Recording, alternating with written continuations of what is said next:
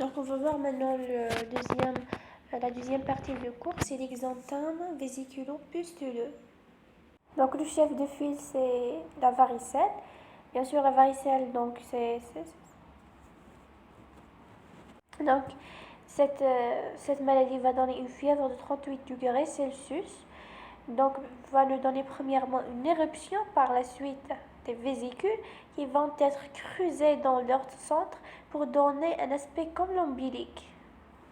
Donc, et vous voyez bien donc que les lésions sont d'âge différentes, c'est-à-dire elles ne donnent pas comme ça une seule poussée. La varicelle va donner plusieurs poussées, d'accord?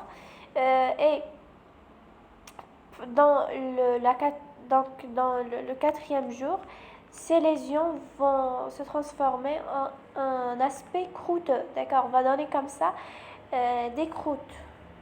Donc ces lésions vont toucher tout le corps, mais ils ne vont pas toucher la paume de la main et la plante de pied et le cuir chevelu. Donc il va respecter ces régions. Donc deuxième exemple, on va voir le syndrome de main, pied et bouche. Donc comme on a dit, il est dû au Coxa virus A. Donc bien sûr va toucher également la gencive et la face intérieure de la bouche et de la langue.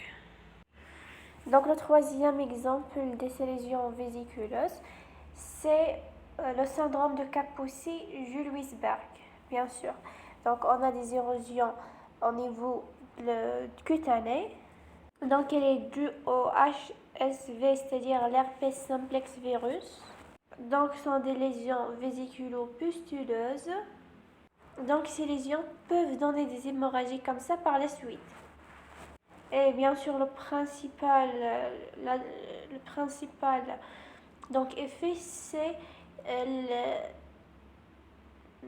donc l'atteinte des viscères de ce patient. Donc il va toucher le foie, le rein, l'herpès simplex virus va se disséminer dans tout l'organisme. Donc une autre lésion comme ça qui va donner des pustules sont les folliculites. Donc va donner des vésicules pustuleux. Bien sûr cette folliculite elle est due au staphylocoque, comme vous savez, et elle peut, dans des rares cas, peuvent être donc disséminées dans tout l'organisme. Voici donc le dernier exemple de ces purpura vésiculo-pustuleux. Donc c'est le purpura vésiculo-pustuleux dû au méningocoque. Voilà, c'est le méningocoque.